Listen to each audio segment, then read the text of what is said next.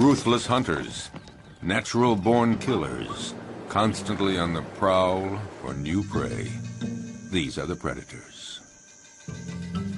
These killing machines are the rulers of the savannah. And yet, although they perform their violent acts every day, they take no pleasure in killing. Rather, it's to survive. For them, as for their prey, life is a daily challenge. In the African savanna, right at the top of the food chain, are many species of big predators. Among them, the crocodile. The only survivor of the dinosaur era, a crocodile can be virtually invisible to its prey. He will lie in wait, submerged, motionless, even for hours.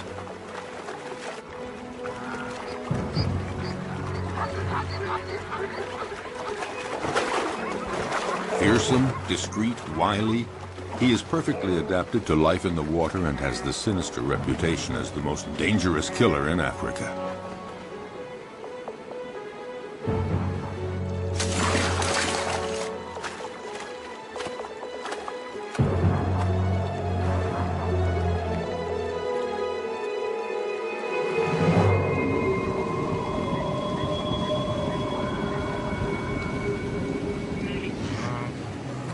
Predators have an essential part to play in the functioning of their ecosystems. By congregating at places where their prey can cause pollution, they limit proliferation, sparing other species that are few in number. Predators as a group, in limiting populations, help to preserve species that might otherwise eliminate one another.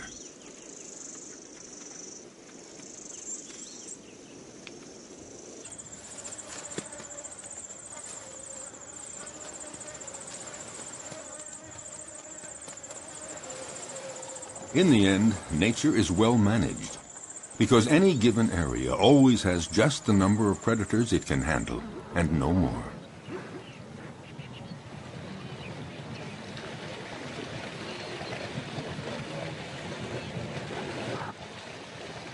Each predator has its own way of hunting. Their strength and speed seem to protect them from many dangers, but their never-ending need for food, for survival, drives them constantly to keep hunting. Even when prey is abundant, chances of success are never sure. Often it depends on the strategy of the attack.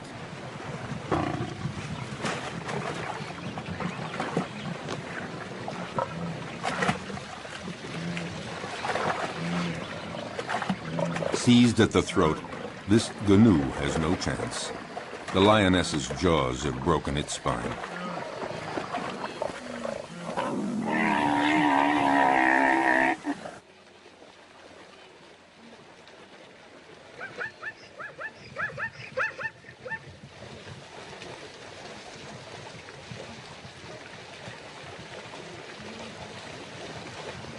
But the lioness can't lift her prey out of the water because the creek became too muddy during the dry season. She has to devour the animal here where it was killed, a rare practice. Usually several lionesses hunt together, but there are occasions of solo hunting, and then the lioness can rely only on herself to defend her kill. The prey has barely been taken when other predators start pointing their snouts toward the meal. Yes, it is not enough to hunt down and kill your prey. You have to defend it, too. The fury of a lioness can be fatal for a hyena. The sudden appearance of a buffalo might improve the hyena's chances. But is the big animal a real danger for the lioness?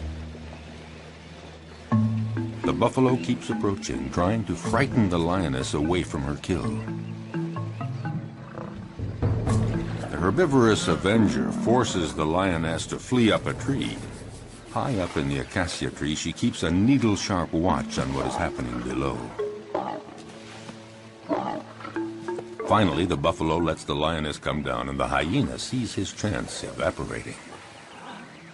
In fact, the hyena gives up.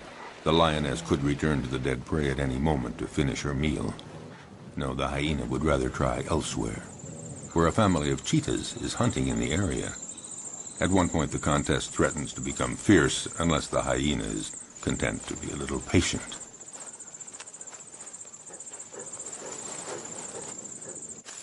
Why not let the fastest predator of the savannah do all the hard work?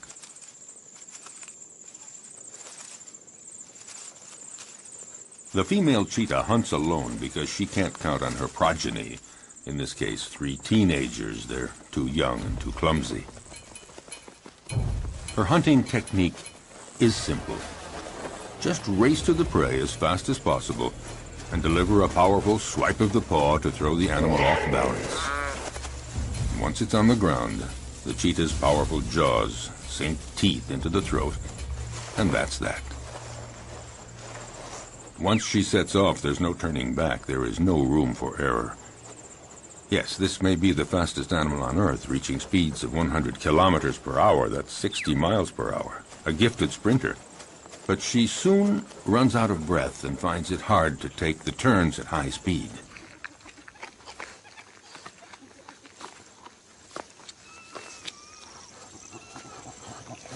She expends so much energy all at once that she needs a breathing space to recover, and these are precious minutes, because the hyena is on the prowl, and he knows that this is the instant to try something if he's going to steal any of the meat. The young cheetahs waste no time in munching off the first bits. The cheetah senses danger, but what can she do? These kids are too clumsy to make any sort of organized resistance.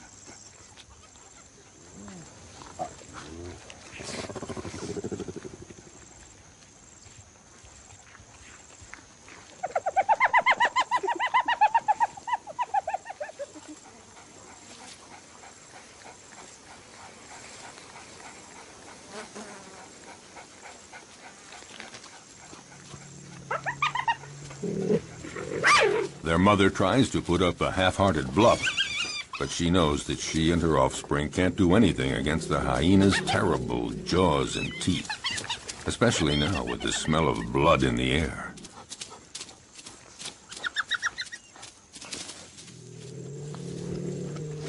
She doesn't even try to fight.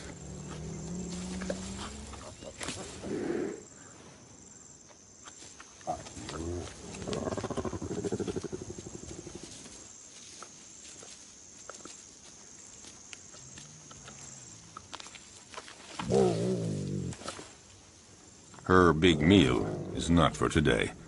She's a spent force, and she knows it.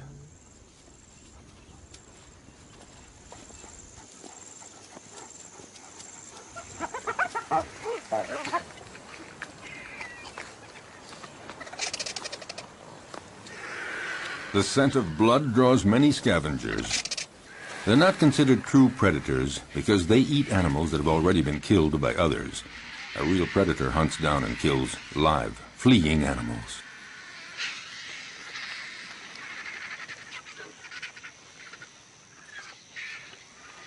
As for the hyena, his patience has paid off, and he can eat to his heart's content. And that is apt to be a quarter of his weight, nearly 20 kilograms, 40 pounds of fresh meat. Of course, the vultures might invite themselves to take some of it.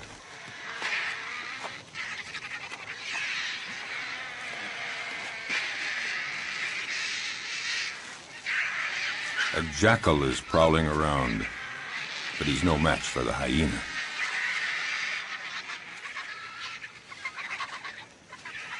He, in turn, will find his meal someplace else, since the vultures don't seem to be in a sharing mood, not even to give a morsel. So he has to fall back on more modest prey.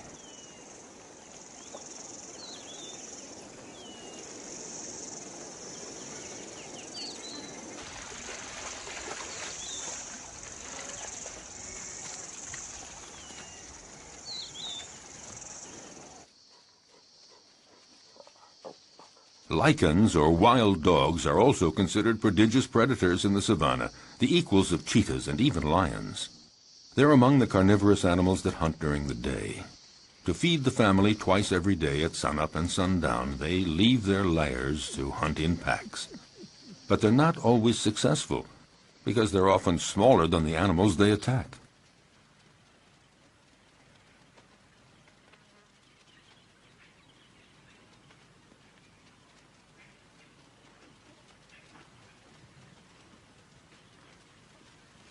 These creatures are classified between the dog and the hyena, and they're sometimes called hyena dogs. They drink very little, and their prey can be antelope, zebras, gazelles, and gnus. They're about the size of a big dog, but they're considered, perhaps, the most effective killing machine in the animal kingdom. They hunt in packs, like wolves. Alone, one could never take down a Thompson gazelle or a young gnu. So it's vital that they hunt in packs, and this requires a well-planned division of labor.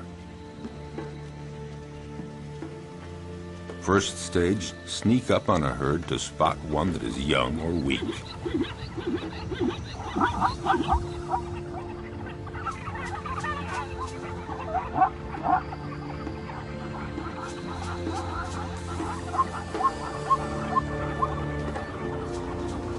Next, chasing down in relays. They charge the herd to scatter it and isolate the victim. And when that one starts to flee, the wild dog at the head of the pack takes after it at speeds of 50 kilometers an hour, 30 miles per hour. Their strength is in their numbers. The chief directs the whole procedure, but actually getting the prey is seldom as easy as it first appears. They succeed in 2 out of 3 hunts. Zebras know how to defend themselves. Their hooves are hard horn, and they can use them effectively as powerful weapons against attacking predators.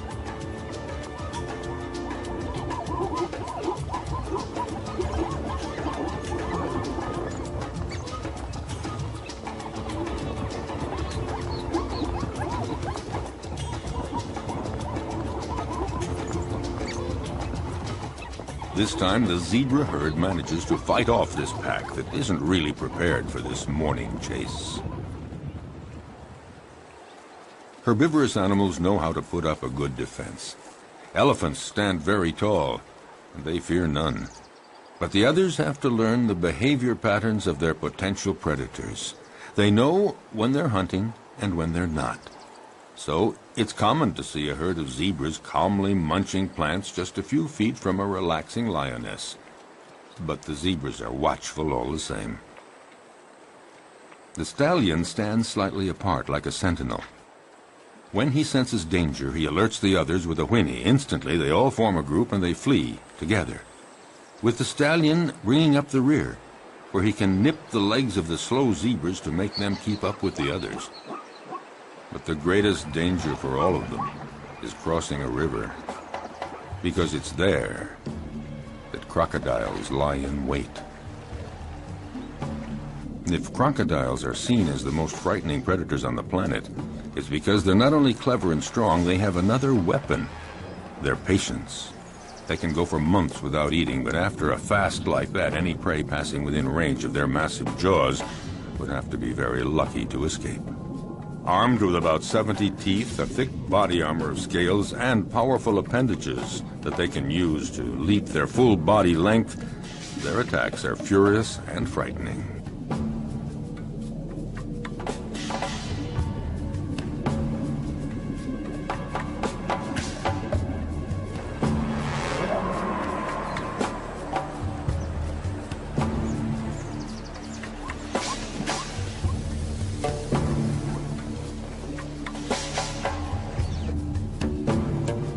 Their body submerged to surface level in a river or a pond makes them almost undetectable, just a part of the environment, until they surprise their victim.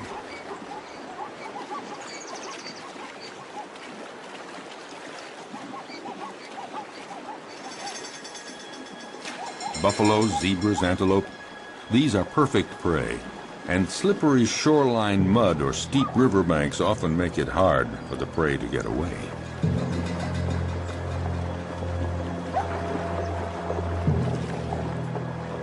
A female crocodile decides to go after a young zebra that has been separated from the main group in the middle of the flowing water.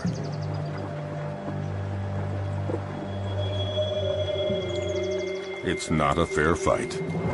Alone, terrified and wounded in the river, the animal doesn't know where to go or how to get away. The female crocodile tries to drag the wounded creature down into the water, but the youngster is resisting ferociously. It's hopeless. The crocodile has to have a better hold. The prey might get away. Whatever it takes, she has to get a firmer grip with her jaws, and in those few seconds, the zebra could get away.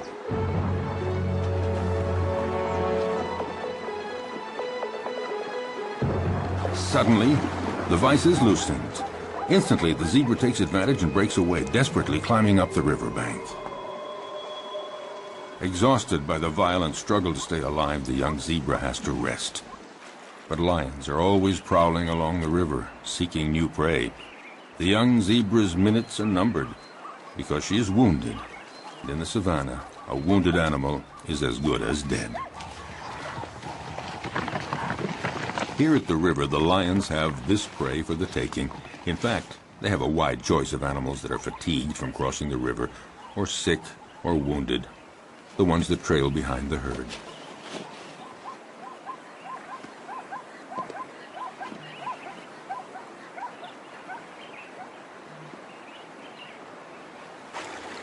As for the crocodiles, they gather around the only crossing point for the animals. A zebra sounds an alarm to warn the others. But the crocodiles are well aware. They know all they have to do is lie in the water and wait. Sooner or later, the next grazing animals will give in to the strong temptation to cross. It might be Thompson gazelles, eager to find that greener grass on the other side. For them, crossing the river is a real adventure. They're too small to resist the current. They wait, hesitating to take the first step.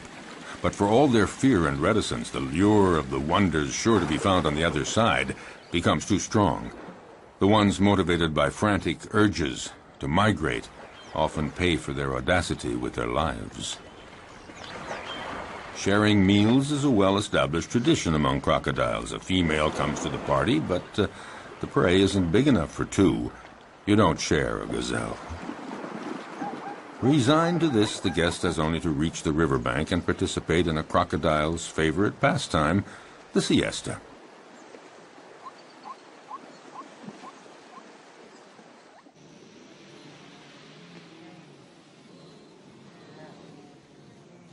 But during the mass migration across the Masimara Plains, danger comes not only from crossing the river, it lurks everywhere.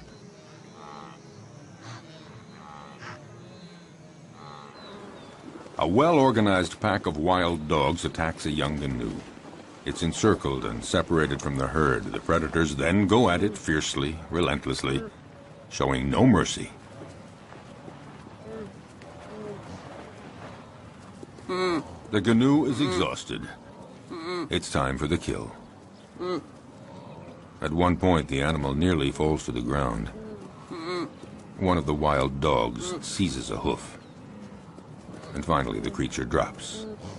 Often, the attackers will hold the muffle of the prey tight until it stops all movement.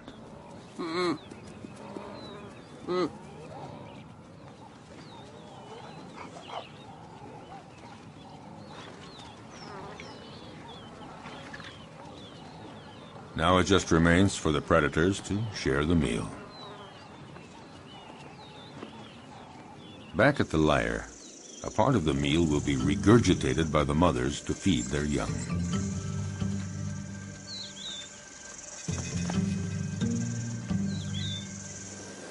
It may seem that predators are ruthless. They show no mercy at all.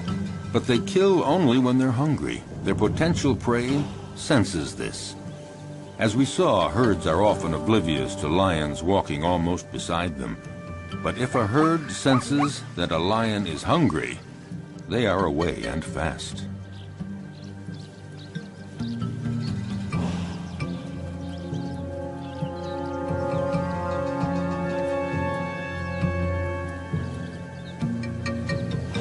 Yes, usually lions hunt in groups, or rather the lionesses hunt in groups. Males take no part in the hunting. They are content to feast on what the females bring in. What lions like most are gnus and zebras, the slower animals that are easier to run down, not the gazelles and antelope. Actually, hunting any animal is always difficult.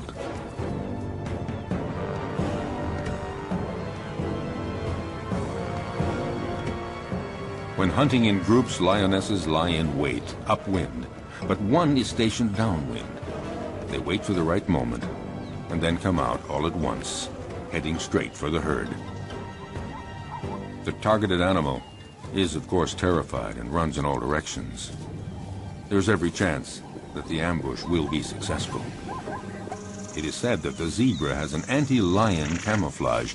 When they're running fast and trying to get away from the lions, their stripes create an optical effect that makes it difficult for a lion to distinguish where one zebra starts and the other ends.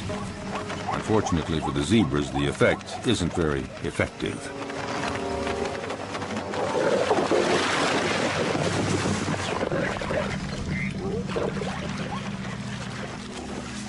A lioness kills by strangulation, and it's a slow death. The victim tries to get breath. It might take 10 minutes before the animal dies. The success score for females that hunt alone is fairly low. It's about 17%, one kill in every 5 attempts. This makes the survival of the lion cubs fairly uncertain. It's not surprising that they prefer hunting in groups. Today, the lionesses and the cubs are eating as fast as they can before a male comes along to take his share. When a male is present, he is always served first. But this time, Mom and the kids will have full stomachs. All the same, the odor of the carcass draws famished hyenas.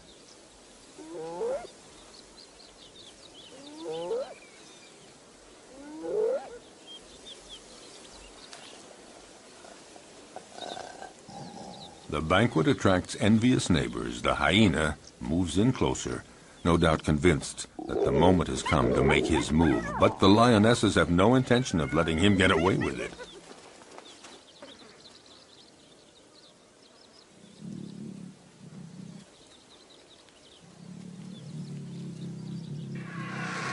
He's going to have to wait until the lion family has had its fill, and then he will move in to find they have left him a few bare bones.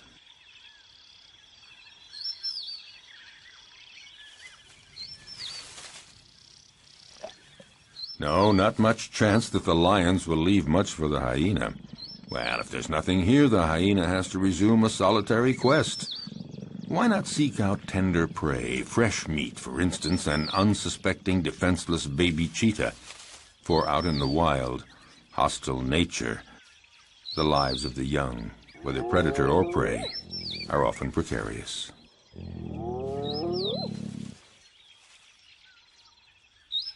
However, the hyena just might have a difficult and dangerous fight with the mother. Intimidation, dissuasion, will he dare?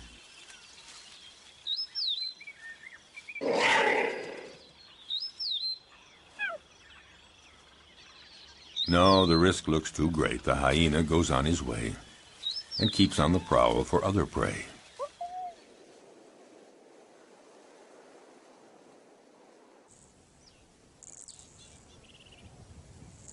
His courage seems to have deserted him for trying another attack. Off the hyena goes looking for any food to quell the pangs of hunger. Once the danger is over, the mother cheetah is required to leave her little ones and go off to hunt. But will they be there when she returns? In the savannah, cruel choices have to be made. The hyena appears to have gone off and is now far enough away. The cheetah has to go for it. A quick hunt and then back to the lair.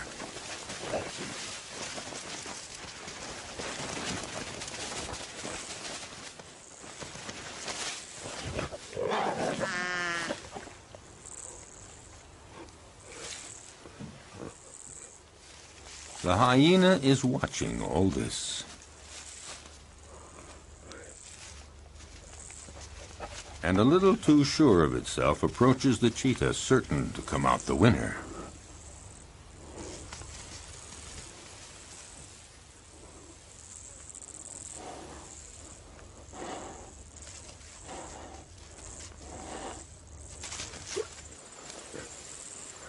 But just then, a new character walks on stage, one that was not expected, a lioness.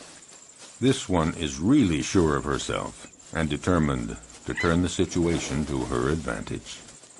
Nobody dares attack her. The hyena and the cheetah are left on their own.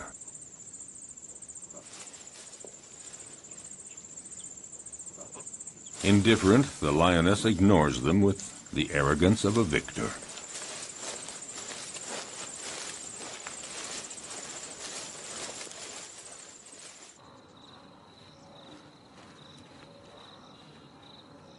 Vexed, the hyena, again, goes off to a safe distance. Out of breath, the cheetah isn't too sure that she'll have a meal today.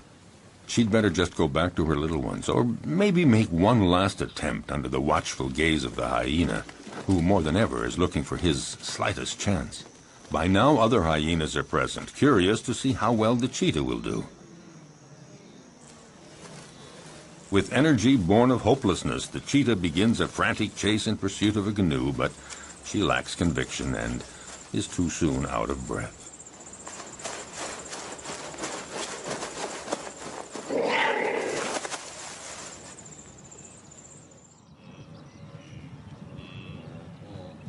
Even the gallery of watching hyenas doesn't think that she'll succeed. However, they join others of their pack and profit from the panic caused by the cheetah to attack a wounded canoe. The lone hyena would very much like to join the party. Well, aren't there cordial relations among all members of the same species?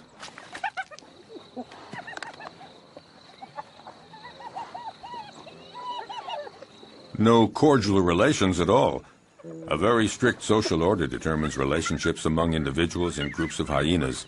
The loner is not part of this group, so the dominant female directing the group chases him away in no uncertain terms.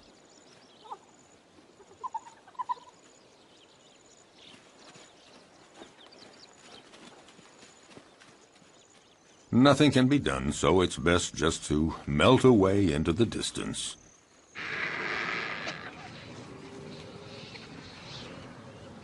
The dry season is drawing to a close, and carnivorous animals are finding less and less game, and they're growing weaker. The hyena has been walking for a week, looking for food, doing anything to blot out the terrible pangs of hunger. He has just about enough strength to stand up and return to his lair.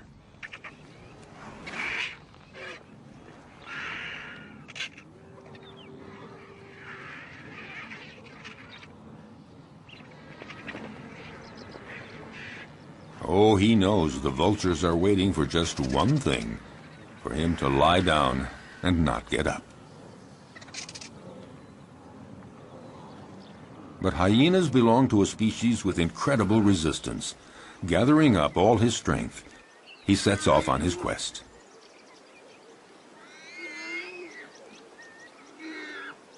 He isn't lucky and doesn't have the strength of a lion, but all the same, his plight isn't so bad compared to that of the warthog that the lioness has no hesitation in devouring while still alive.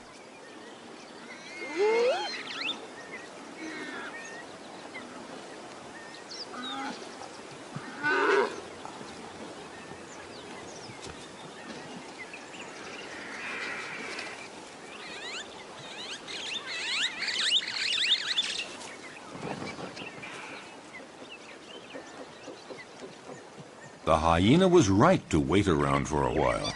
At last, there is a reward because the lioness leaves the warthog carcass after eating only the entrails. Finally, something to eat.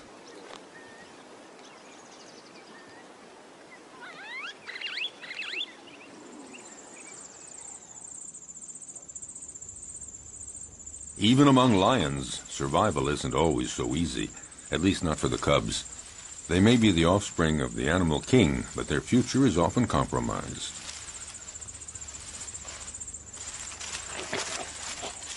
Power and strength characterize the lion, but the cubs are vulnerable, and danger lurks everywhere, even within their own group.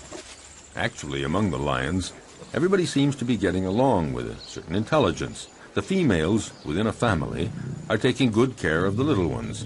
A female will submit to any sort of nuisance from the cubs, and will even take care of the ones that are not her own. So the females remain calm, but it's quite different with the males. They guarantee reproduction, and they protect the females and the cubs, but they can turn dangerous for the cubs. Unmindful of his tremendous strength, a male who is annoyed by a cub teasing him just might kill the youngster with a swipe of his paw. Lions like to live in a stable family group, and yet the young ones, especially the newborn, are always vulnerable.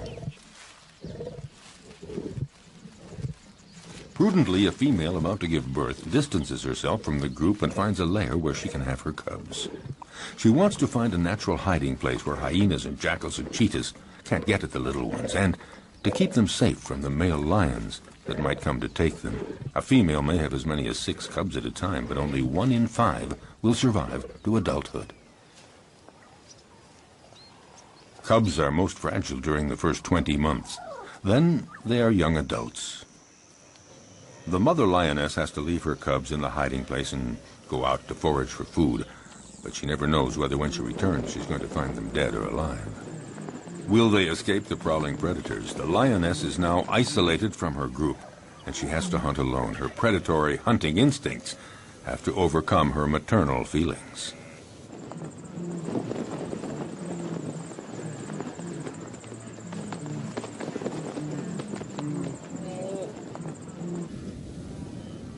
She must go off to hunt even though solitary male lions are prowling the area. They pose an enormous danger for the newborn cubs. If a male lion discovers them, he will probably kill them at once. Time is of the essence. The female must get back as quickly as possible.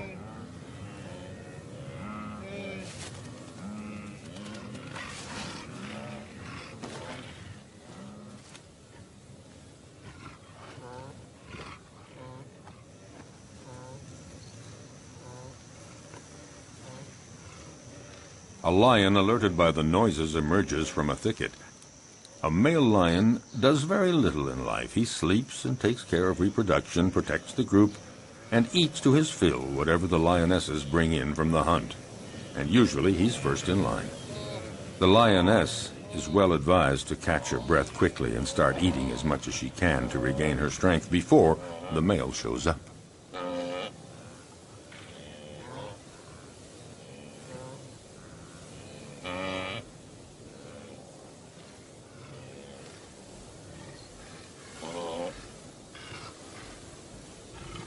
"5 kilograms, 10 pounds of meat every day. That's what every male or female lion requires for survival. But one might eat up to 35 kilograms, 70 pounds, at a single meal.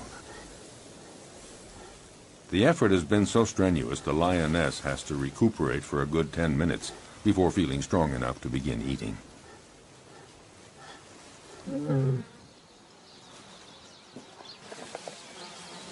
Drawn to the food, the male approaches the female. She submits because she knows the social order within lion groups. Males take first.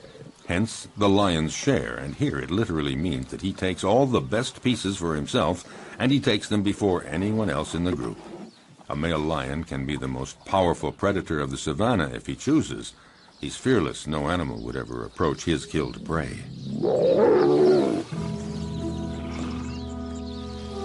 The lioness can only wait, resigned to the situation, and go off to her cubs.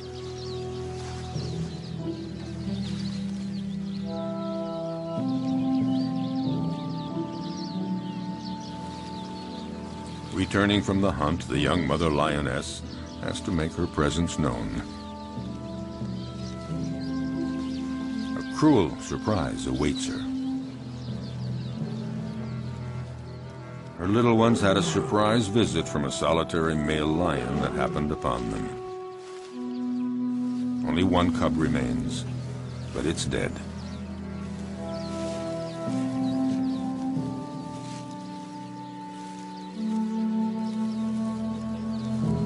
She takes it and wanders through the savannah for a long time.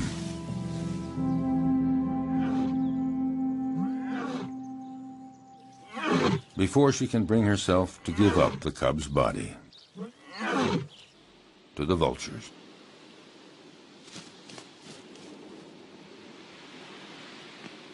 Accused of killing for pleasure, predators have incurred a bad reputation, and yet, for over half a century, many scientific studies have proven their usefulness.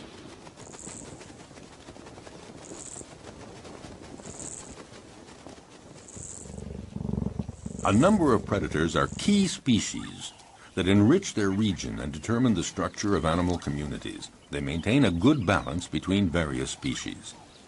Attempting to suppress the predators to protect nature is a mistake, because any place without predators is not a stable environment. On the contrary, it's an artificial habitat made poorer and more fragile.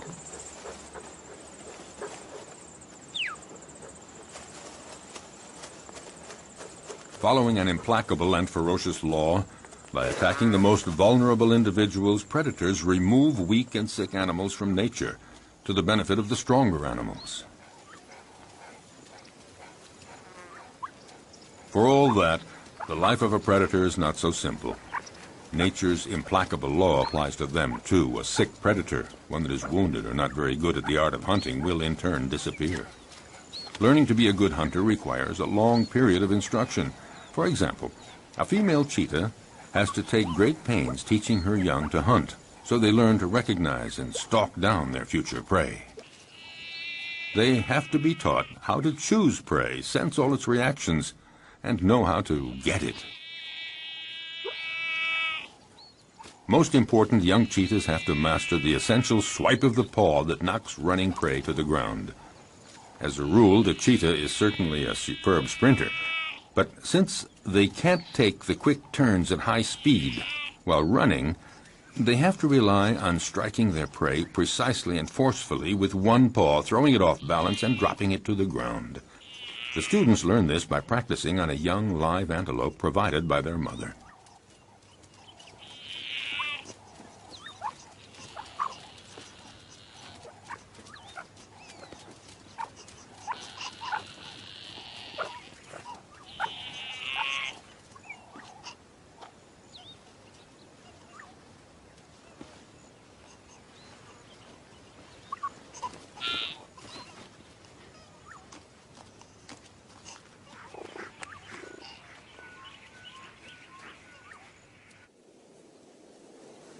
In the broadest sense, being a predator is feeding on other living creatures. Under that definition, practically all animals are predators. It's just a matter of scale.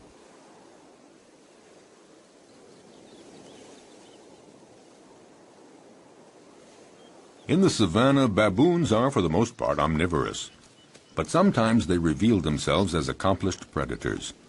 The males have no hesitation in attacking other mammals that they may encounter on their way.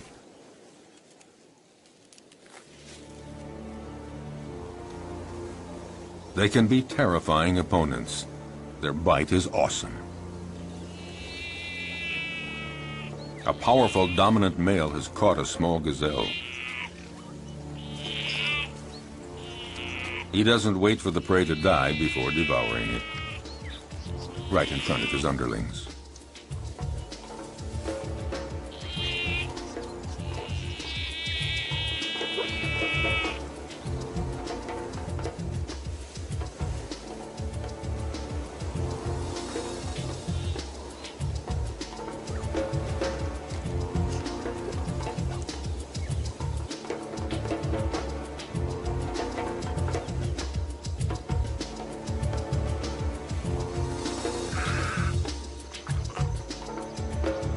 This male may leave a few scraps for others, but only after he's had his fill.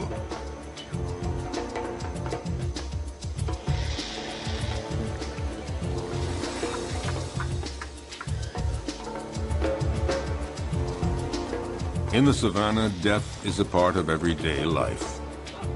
The baboons set off for new horizons.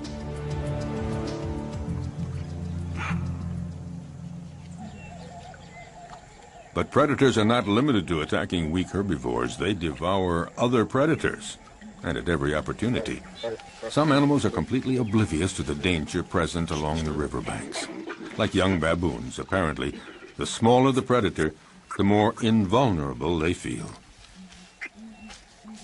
Foolhardy or oblivious, the baboons have apparently decided to tempt the devil, and this particular devil is a crocodile. For the young ones, the game is approaching the riverbank as close as possible, but for the older ones, the most exciting provocation is in actually drinking from the river very close to a crocodile who's pretending to be asleep. It would seem that the one taking the greatest risk is matching himself against the most dangerous predator of the river. A youngster takes one chance too many, and things get dramatic.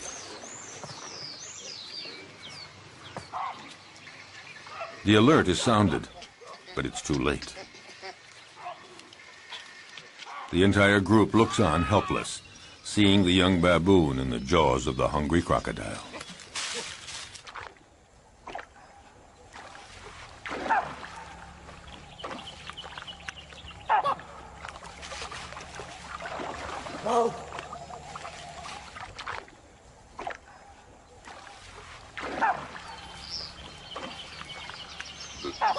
In the world of the predator, you pay for the slightest mistake.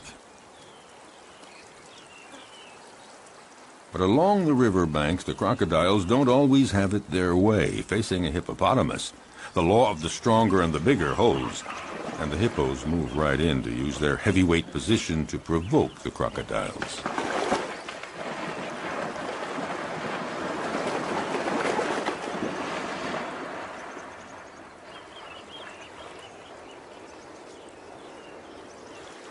The hippos and the crocs live together in the river. The crocodiles may present no direct threat to the hippos, but all the same, they might go for a young, defenseless crocodile. Defending territory, provoking, hippos are quick to show disdain for the crocodiles as soon as they're big enough to intimidate them, and in response, the crocodiles feign indifference. Even the youngest get in the game. On dry land, the adult crocodiles do their best to frighten the hippos.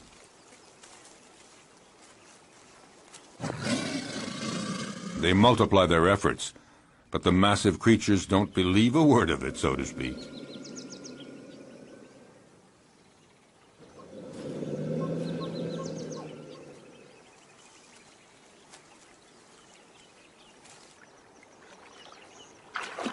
If duels between adults held on land seem not really dangerous for the combatants, it's not the same in the river, when the crocodiles are again in their preferred hunting ground.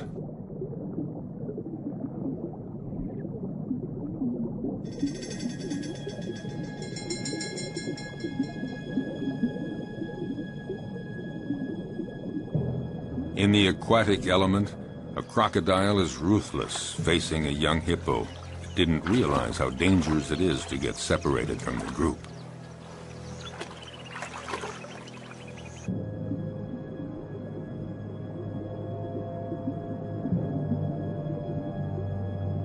Cunningly, the crocodile approaches slowly.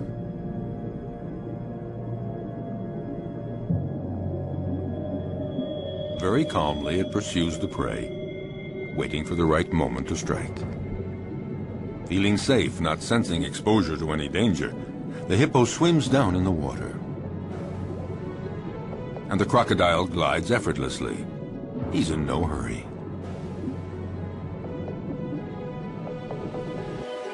In this unequal pursuit, the two animals rise to the surface.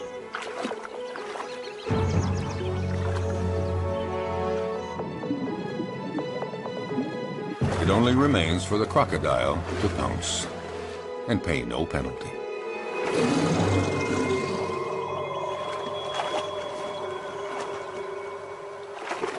The only place to satisfy a thirst is in the river, and that's where every danger lurks. But nature isn't fair. Some risk everything, others face virtually no danger. Take the giraffe, gaining considerable protection from its great height. Still, it's in mortal danger drinking at the river, because it has to spread its legs, and in this uncomfortable position, the giraffe is highly vulnerable.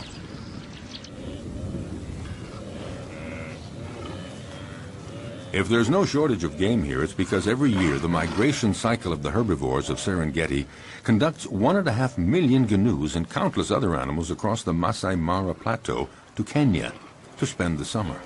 Waterholes and the whole environment provide predators with a happy hunting ground, and these meat-eaters take full advantage. Nevertheless, the actual hunting is far from assured.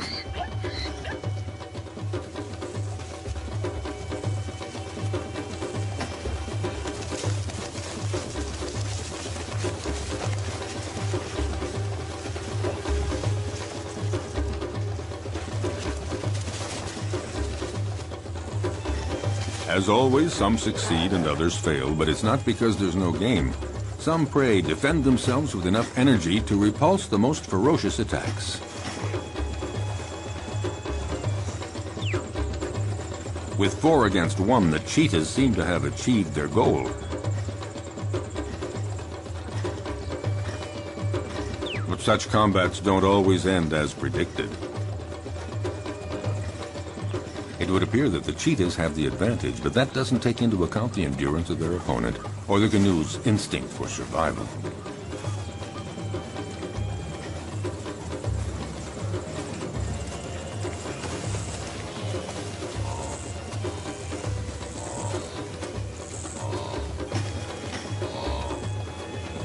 Despite the ferocious attack he has endured, will the canoe's stubborn refusal to give in result in his eluding his attackers?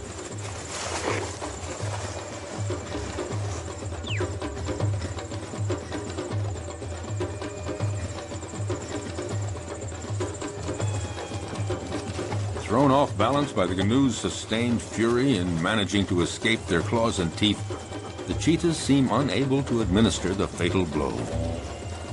Suddenly, in an astounding burst of energy, against all odds, the canoe does manage to escape from all those predators. Totally exhausted by all this, the cheetahs give up.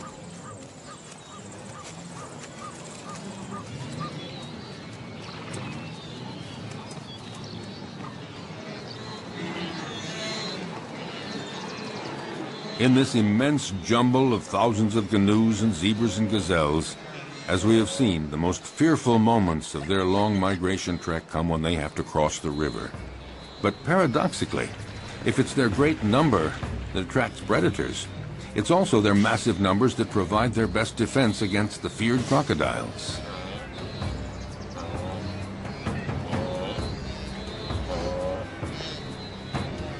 The canoes throw themselves into the river, where the crocodiles await them to conduct them to their doom. But there is such a density, so many animals churning in all directions.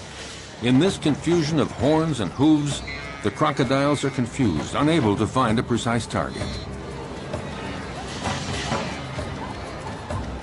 Some of them even stomp on crocodile heads in their frantic, panicky movements.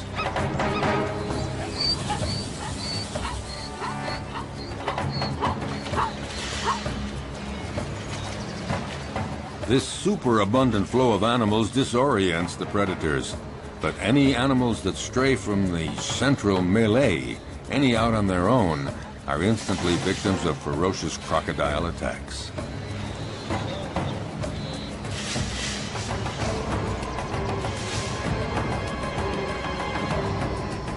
The prey is seized in a single leap, the victim rendered rigid by the pain of the bite, held firmly in those massive jaws, and the crocodile begins to devour the animal.